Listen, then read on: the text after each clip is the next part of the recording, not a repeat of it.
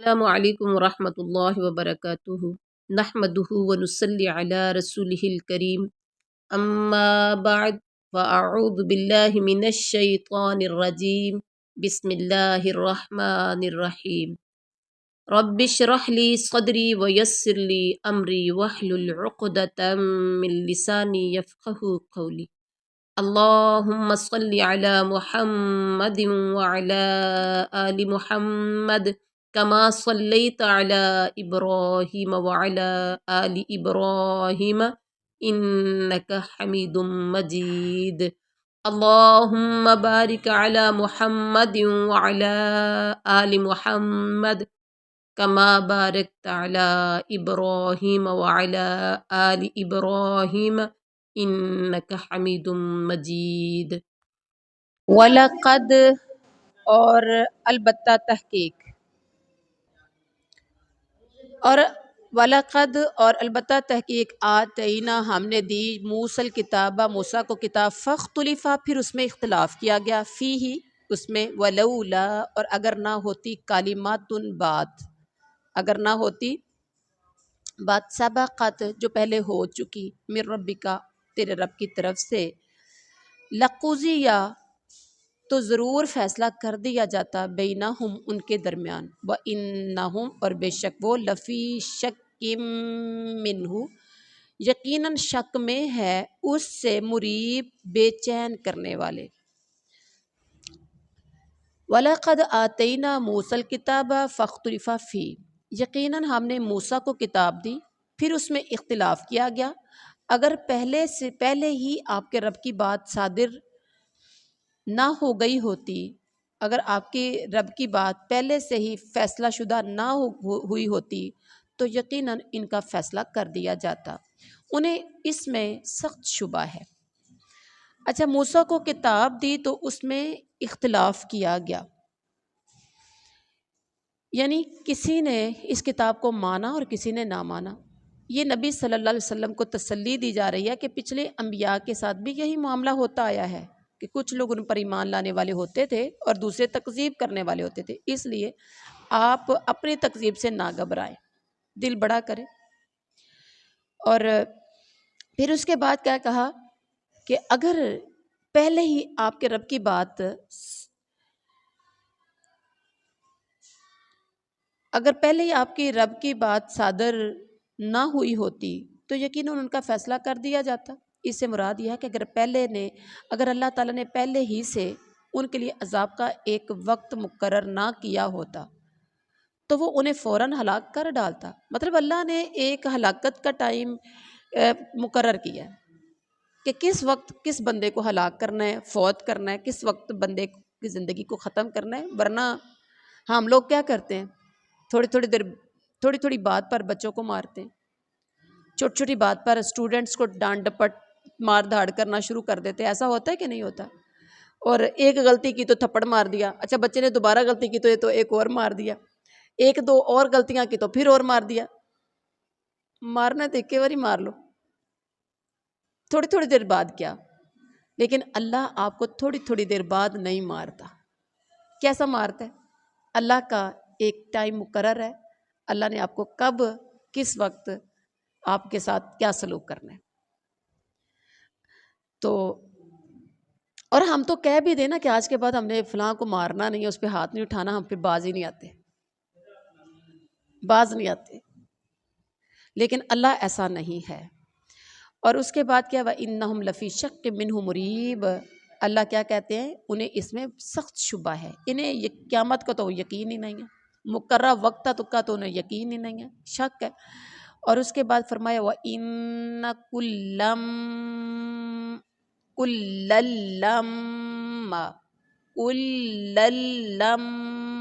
اور بے شک ہر ایک کو اس وقت لَيُوَفِّيَنَّهُمْ ضرور بضرور پورا بدلہ دے گا رب کا آپ کا رب اعمالہم ان کے اعمال کا انہم بے شک وہ بما یعملون اس بات سے جو وہ عمل کرتے خبیر خبر رکھنے والا ہے یقیناً ان میں سے ہر ایک کو آپ کا رب ان کے اعمال کا پورا بدلہ دے گا بے شک وہ جو کچھ کر رہے ہیں ان اعمال سے باخبر ہے اس کے بعد ہے فاستقم، آپ ثابت قدم رہیے، کما امرتا، جیسا کہ آپ حکم دیے گئے ہیں، ومن تاب، اور وہ بھی جس نے توبہ کی، معاک، آپ کے ساتھ، ولا تطغوا، تا پہلا ہے تو بات کیا ہے، تطغوا، اور نہ تم سرکشی کرو، انہو بے شک وہ، بما اس کو، جو تعملون تم عمل کرتے ہو، بصیر خوب دیکھنے والا ہے۔ فاستقم کما امرتا، بس آپ جمے رہیے جیسا کہ آپ کو حکم دیا گیا ہے، اور وہ لوگ بھی جو آپ کے ساتھ توبہ کر چکے ہیں، مطلب انہیں بھی جمے رہنا چاہیے۔ خبردار تم حد سے مت بڑھنا، اللہ تعالیٰ تمہارے اعمال کو دیکھنے والا ہے۔ اب یہاں کیا کہا کہ خبردار تم حد سے مت بڑھنا۔ اس آیت میں نبی کریم صلی اللہ علیہ وسلم اور اہل ایمان کو ایک تو استقامت کی تلقین کی جا رہی ہے، جو دشمن کے مقابلے کے لیے ایک بہت بڑا ہتھیار ہے، ثابت قدمی، استقامت، ڈٹ جانا۔ استقامت نہایت جامع لفظ ہے۔ جیسے کچھ لوگ ہیں نا، آج کل الیکشن ہے، آپ کے کل پرسوں یہاں ضمنی الیکشن ہے، کل ہے کہ پرسوں آئی تھنک سو، تو کچھ لوگوں نے عمران خان کے ساتھ وہ لکھا ہے، کھڑے تھے،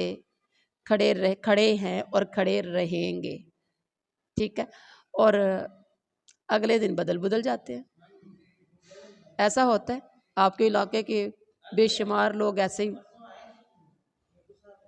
اچھا، تو یہ ہے کہ لیکن اللہ تو کہہ رہے فاستقم، استقامت اختیار کیجیے، کس میں؟ آپ کو جو دکھ آئیں، تکلیف آئیں، جو حالات جیسے بھی آ جائیں، آپ کو استقامت اختیار کرنی ہے۔ جو دشمن کے مقابلے کے ایک بہت بڑا ہتھیار ہے استقامت، آپ کی سب سے بڑی کمزوری ہے کہ آپ ڈگمگا جائیں، پھر جائیں۔ اور یہ بڑا جامع لفظ ہے جو شریعت کے پورے نظام کی پابندی سے عبارت ہے، اور یہ پابندی سخت، نہایت کٹھن ہے۔ اسی صعوبت کی طرف، اسی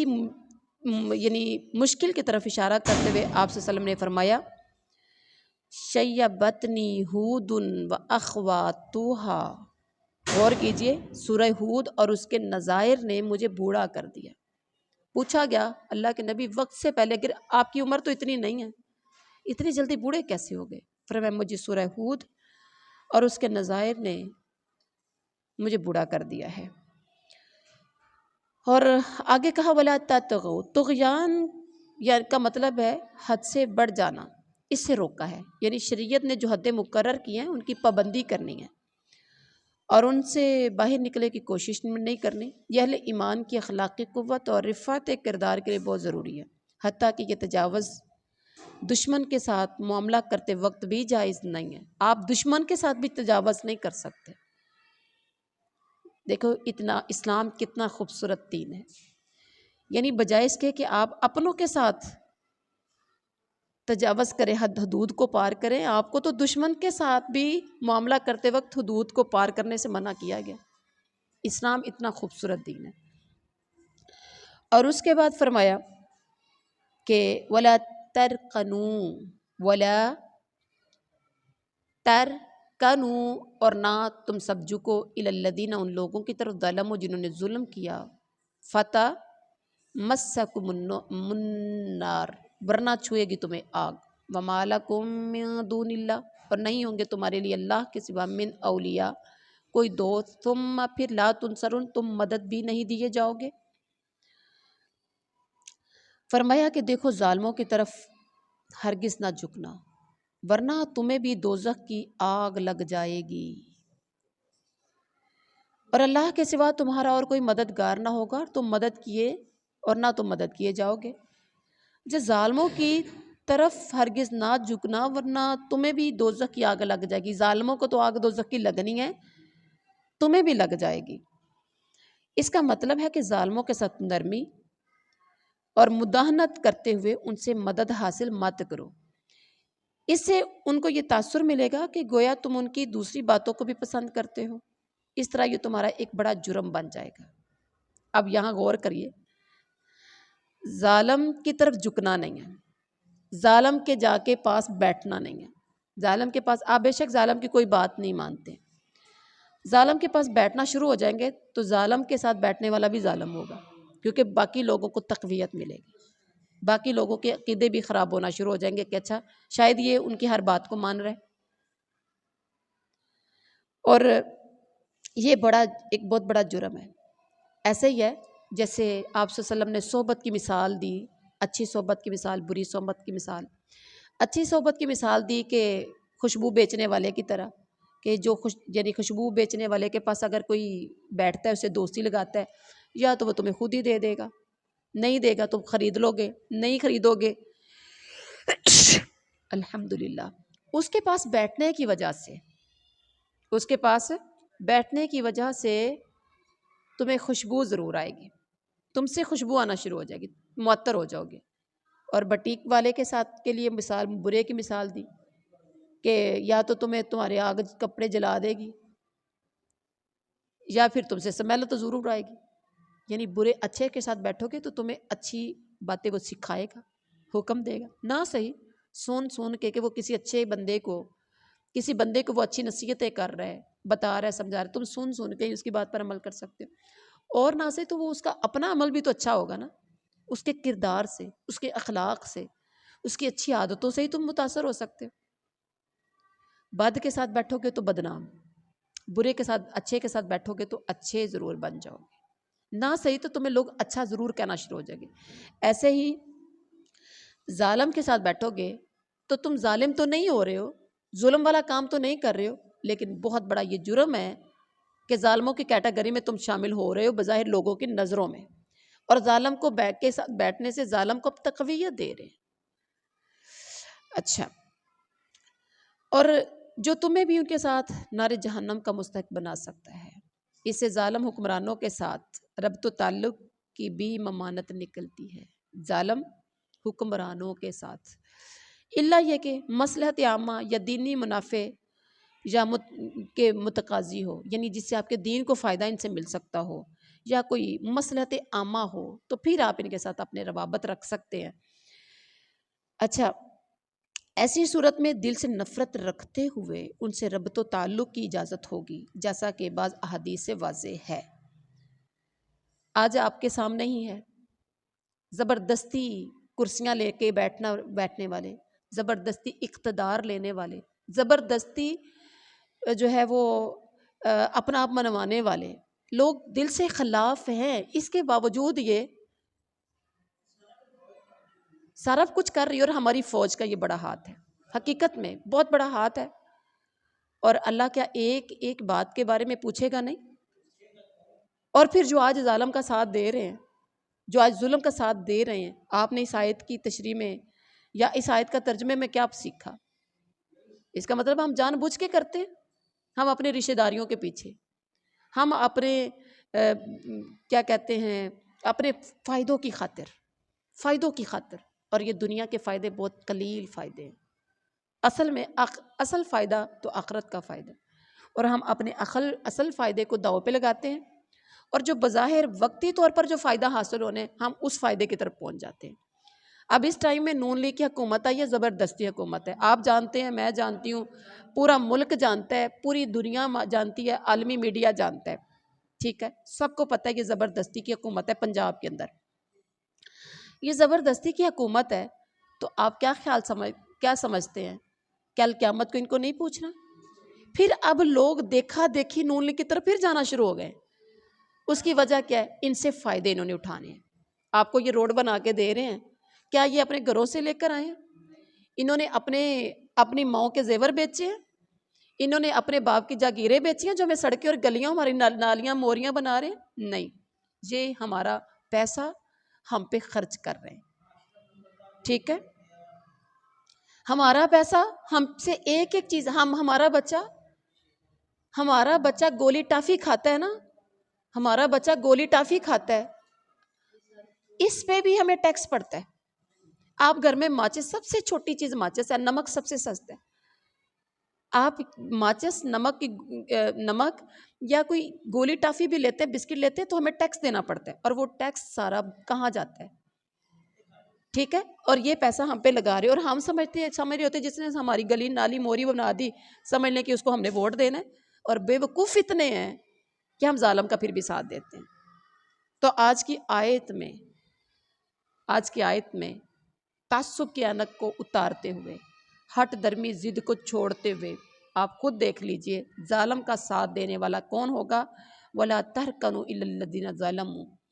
ٹھیک ہے، اور مت جھکیے ان لوگوں کی طرف جنہوں نے ظلم کیا ہے، فَتَمَسَّكُمُ النَّارُ، ورنہ تمہیں آگ لگے گی۔ یاد رکھیے، اپنا اپنا انجام دیکھ لیں، یہ دنیا جیسی ہے گزر جانی ہے، آخرت میں تو سب کو حساب کتاب دینا ہے۔ اور اس کے بعد فرمایا وہاں کیا ہوگا، تمہارے لیے کوئی دوست، کوئی مددگار نہیں ہونا۔ وَأَقِمِ الصَّلَاةَ، اور آپ قائم کریں نماز، طَرَفَيِ النَّهَارِ، دن کے دونوں اطراف میں، وَزُلَفًا مِّنَ اللَّيْلِ، اور کچھ گھڑیوں میں رات کی بھی، إِنَّ الْحَسَنَاتِ، بے شک نیکیاں، یُذْهِبْنَ السَّیِّئَاتِ، دور کر دیتی ہیں برائیوں کو، ذَلِکَ، یہ، ذِکْرَىٰ لِلذَّاکِرِینَ، نصیحت ہے یاد رکھنے والوں کے لیے۔ اور دن کے دونوں سروں یعنی صبح اور شام کے اوقات میں نماز قائم کیجیے، اور رات کی کئی ساعتوں میں بھی نماز کو قائم کیجیے، یقیناً نیکیاں برائیوں کو دور کر دیتی ہیں، یہ نصیحت ہے نصیحت پکڑنے والوں کے لیے۔ دونوں سروں سے مراد طرفی النہار، دن کے دونوں طرفیں، دونوں سرے، اس سے مراد صبح اور مغرب، بعض نے عشاء مراد لی ہے اور بعض نے مغرب اور عشاء دونوں کا وقت مراد لیا، یعنی صبح کا اور مغرب کا، اور بعض نے فجر کا اور عشاء کا۔ امام ابن کثیر کہتے ہیں کہ ممکن ہے یہ آیت معراج سے قبل نازل ہوئی ہو، جس میں 5 نمازیں فرض کی گئیں، کیونکہ اس سے قبل صرف 2 نمازیں ہی ضروری تھیں معراج کی رات سے پہلے، ایک طلوع شمس سے قبل اور ایک غروب سے قبل۔ آپ کو یاد ہے جب آپ صلی اللہ علیہ وسلم معراج پر گئے تھے تو موسیٰ نبی سے ملاقات ہوئی تھی، کیا ملا، کتنی نمازیں، تو کہا 50 نمازیں، کہا کم کرواؤ، 10 کم، پھر کم کرواؤ، پھر کم کرواؤ، پھر کم کرواؤ، کرتے کرتے کرتے کرتے 5 رہ گئی، فرمایا اب بھی جاؤ، کیونکہ میری امت پر صرف 2 نمازیں تھی تو انہوں نے نہیں پڑھی تھی، اب بھی جاؤ، فرمایا مجھے شرم آتی ہے۔ اللہ کی طرف سے اعلان ہو گیا کہ آپ کی امت کے لوگ، بس جو لکھا گیا یہ اب بدلے گا نہیں، 5 لکھ دیں گے، اب انہیں بدلنا نہیں ہے، لیکن آپ کی امت کے لوگ 5 نمازیں پڑھیں گے تو 50 کا ثواب ملے گا۔ پتہ چلا کہ پہلے 2 ہی نمازیں موجود تھیں، ایسا ہی ہے نا، تو ایک طلوع شمس سے قبل اور ایک غروب سے قبل، اور رات کے پچھلے پہر میں نماز تہجد، پھر نماز تہجد امت سے معاف کر دی گئی، اور بعض کے مطابق اس کا وجوب آج سے بھی، اس کا وجوب تھا آپ صلی اللہ علیہ وسلم سے بھی ساقط کر دیا گیا تھا، ٹھیک ہے۔ اب اس کے بعد ہے وَاصْبِرْ، اور صبر کیجئے، فَإِنَّ اللَّهَ، پس بے شک اللہ تعالیٰ، لا یضیع، نہیں ضائع کرتا، اجر المحسنین، نیکی کرنے والوں کا اجر۔ فلولا، پھر کیوں نہ، کانا ہوئے، من القرونی، ان امتوں میں سے، من قبلکم، جو تم سے پہلے تھیں، اولو بقیۃ ینہون، کچھ لوگ بھلائی والے کہ وہ سب منع کرتے تھے، عن الفساد فی الارض، فساد کرنے سے زمین میں، الا مگر قلیلا ممن انجینا، ان لوگوں میں سے جنہیں ہم نے نجات دی، منہم ان میں سے، واتبع الذین، پیچھے لگے وہ لوگ جنہوں نے ظلم کیا، ما اترفوا، ان چیزوں کے جو کہ وہ سب آسودگی دیے گئے، فی اس میں، وکانوا مجرمین، اور وہ تھے جرم کرنے والے۔ پھر کیوں نہ تم سے پہلے زمانے کے لوگوں میں سے ایسے اہل خیر لوگ ہوئے جو زمین میں فساد پھیلانے سے روکتے، سوائے ان چند کے جنہیں ہم نے ان میں سے نجات دی تھی۔ ظالم لوگ تو اس چیز کے پیچھے پڑ گئے جس میں انہیں آسودگی دی گئی تھی، اور وہ گنہگار تھے۔ اچھا، جنہیں سوائے ان چند کے جنہیں ہم نے کیا کیا تھا، نجات دی تھی،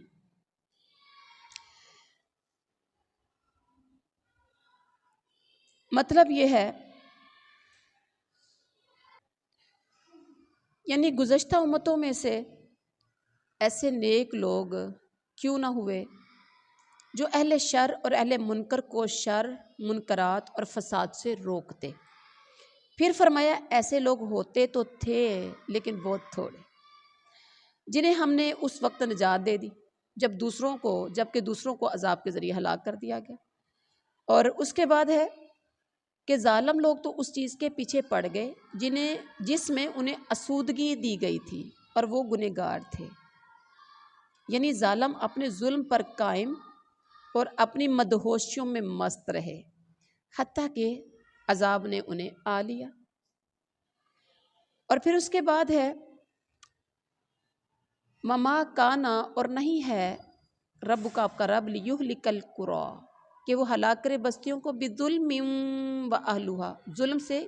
اس حال میں کہ اس کے رہنے مصلحون، اصلاح کرنے والے ہوں۔ آپ کا رب ایسا نہیں ہے کہ کسی بستی کو ظلم سے ہلاک کر دے جبکہ وہاں کے لوگ نیکوکار ہوں، ایسا نہیں ہے، یعنی کہ علاقے کے لوگ نیک ہوں اور اللہ کا عذاب آ جائے، ایسا نہیں ہوتا، یہ اللہ کا قاعدہ کلیہ نہیں ہے۔ وَلَوْ، اور اگر چاہتا رب کا آپ کا رب لَجَعَلَ النَّاسَ، ضرور بنا دیتا أُمَّةً وَاحِدَةً، ضرور بنا دیتا لوگوں کو ایک ہی امت، أُمَّةً وَاحِدَةً وَلَا يَزَالُونَ، اور لیکن وہ اس میں ہمیشہ رہیں گے مختلفین، اختلاف کرنے والے۔ وَلَوْ شَاءَ رَبُّكَ لَجَعَلَ النَّاسَ، اگر آپ کا پروردگار چاہتا تو سب لوگوں کو ایک ہی امت بنائے رکھتا، وہ تو برابر اختلاف کرتے رہیں گے، لیکن اللہ کی چاہت نہیں تھی سارے لوگوں کو ایک امت بنانا، کیونکہ اللہ نے آزمائش بھی تو کرنی ہے، کون اچھا عمل کر کے آتا ہے، کون برا کر کے آتا ہے۔ اور اس کے بعد فرمایا اللہ، مگر من رحم ربک، جس پر رحم کیا آپ کے رب نے، ولی ذالک، اور اسی لیے خلقہم، اس نے پیدا کیا انہیں، وتمت کلمت ربک، اور پوری ہوئی بات آپ کے رب کی، لأملأن، کہ ضرور بضرور میں بھر دوں گا جہنم کو، من الجنۃ، سرکش جنوں سے، والناس، اور انسانوں سے، اجمعین، سب، مگر جس پر آپ کا رب رحم فرمائے، اس لیے تو اس نے انہیں پیدا کیا ہے۔ اور آپ کے رب کی یہ بات پوری ہو گئی کہ میں جہنم کو جنوں اور انسانوں سب سے